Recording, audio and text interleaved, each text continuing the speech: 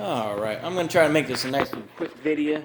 I'll try not to be too schizo, but I can't guarantee anything. So, thought I'd just make this right quick. So, I'm going to call this the vicious cycle of energy. I was thinking about this while getting gas this morning.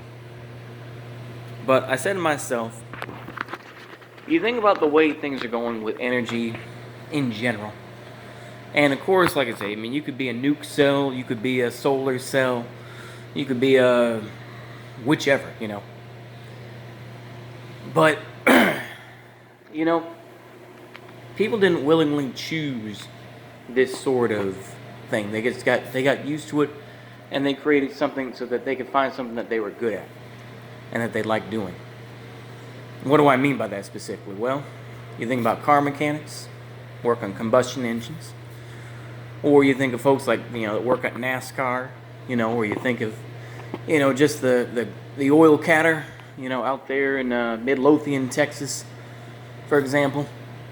You know, out there drilling oil, you know. It's not something they chose to do necessarily, but it's something that made a fair amount of money. And it's something that we built whole infrastructures around. Now, of course, if I was more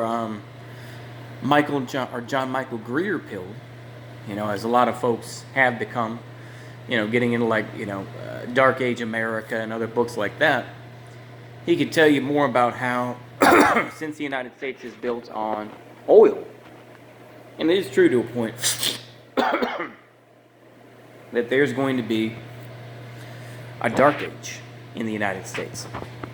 And of course, this goes into like peak oil and shit like that, but you realize just the kind of vicious cycle it is. And of course, nowadays, depending on what sectors you go to of society, there are people who just absolutely hate the thought of oil and gasoline. But it's like, you still need big rigs to move this shit around, you know? You still need big rigs. You don't have electric powered, you know, rig to go across the country and offload windmills or solar panels, you know, or even heat pumps. I know, of course, you know, that's another thing as well, talking about energy, gas heat, for example, being in HVAC, gas heat is obviously part of that. And of course, that's seen as, you know, very bad, you know, the CO and all this other stuff, you know, the carbon monoxide. But, you know, now, of course, they're promoting heat pumps. And the whole idea, of course, is that you get a reversing valve in there, and it just pumps out the stuff straight from the head, you know, straight from the compressor. So the head pressure goes automatically to what's now called the indoor unit, yada yada. But anyway, research heat pumps for yourself, and you can. It's not new technology. It's just something that, you know, it only goes down to about 32 degrees, really, you know.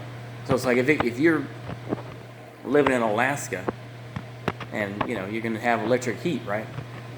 Anyway, whatever. Anyway, I'm not going to get into that whole argument. What I will say, though, is it's a vicious thing. Because there are plenty of folks who I think will lose their jobs, you know, working in, you know, the automotive industry, working in, you know, big rig trucking, working in, you know, the oil industry in general, you know, going out there being a wildcatter because of the stigma that's being placed on them. Now, of course, then you can get into nuclear, and you can get into solar and batteries and whatnot, but we know that those batteries just come from slavery in Africa. You know, it's another form of slavery. You know, like I said, we're not going to get too left-wing here, but, you know, the further right you go, you become left-wing. But it's true. That is the truth of the matter, is that it is slavery, what's occurring, you know, digging up cobalt and everything else. Similar even in in mainland China. But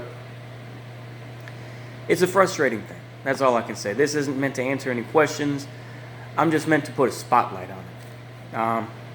I may make a video. I've been reading a little bit more of Walter Lippmann. For those that know, Walter Lippmann was more about journalism.